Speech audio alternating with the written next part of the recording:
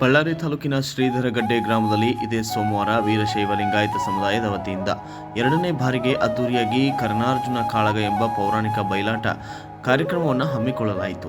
ಪ್ರತಿ ಗ್ರಾಮಗಳಲ್ಲಿ ಬಯಲಾಟ ಆಡುವುದರಿಂದ ಗ್ರಹಗತಿಗಳು ಮತ್ತು ಕಷ್ಟಗಳು ದೂರಾಗಿ ಮಳೆ ಬೆಳೆ ಚೆನ್ನಾಗಿ ಬರುತ್ತದೆ ಮತ್ತು ರೈತರ ಕಷ್ಟಗಳೆಲ್ಲ ದೂರವಾಗುತ್ತವೆ ಎಂದು ಅಂದಿನ ಕಾಲದಿಂದ ನಡೆದುಕೊಂಡ ಬಂದ ಸಂಪ್ರದಾಯ ಇದು ಎಂದು ವೇದಿಕೆಯ ಮೇಲೆ ಹಿರಿಯರು ಹೇಳಿದ್ದಾರೆ. ಈ ಸಂದರ್ಭದಲ್ಲಿ ಮುಖಂಡರಿಗೆ ಪ್ರಮುಖರಿಗೆ ಸನ್ಮಾನ ಕಾರ್ಯಕ್ರಮದ ಸಮಯದಲ್ಲಿ ಗ್ರಾಮ ಪಂಚಾಯಿತಿಯ ಸದಸ್ಯರು, ಊರಿನ ಯುವ ಮುಖಂಡ ಎಸ್.ಬಿ. ಅಶೋಕಪ್ಪ ಗರು ಕರ್ನಾರ್ಜುನ ಕಾಳಗ ಎಂಬ ಬಯಲಾಟಕ್ಕೆ 50,000 ರೂಪಾಯಿಗಳನ್ನು ನೀಡಿ ಗ್ರಾಮದಲ್ಲಿ ಇನ್ನೂ ಹೆಚ್ಚು ಕಾರ್ಯಕ್ರಮಗಳು ನಡೆಯಲಿ ಎಂದು ಶುಭವನ್ನು ಹಾರೈಸಿದ್ದಾರೆ.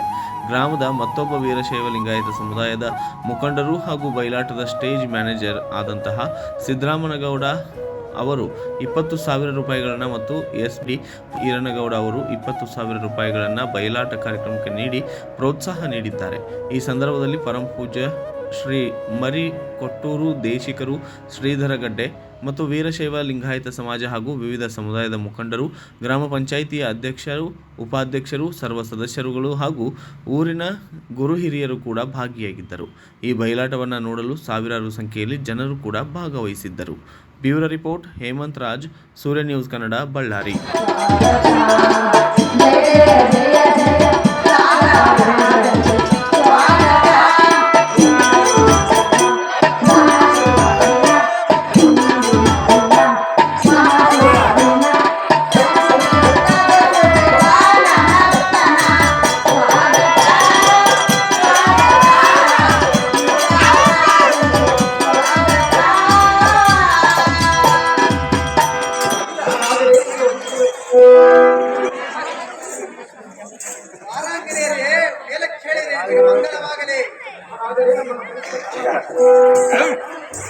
ಮಹಾರಾಜ ನಮ್ಮನ್ನು ಕರೆಸಿದ ಕಾರಣವೇನು?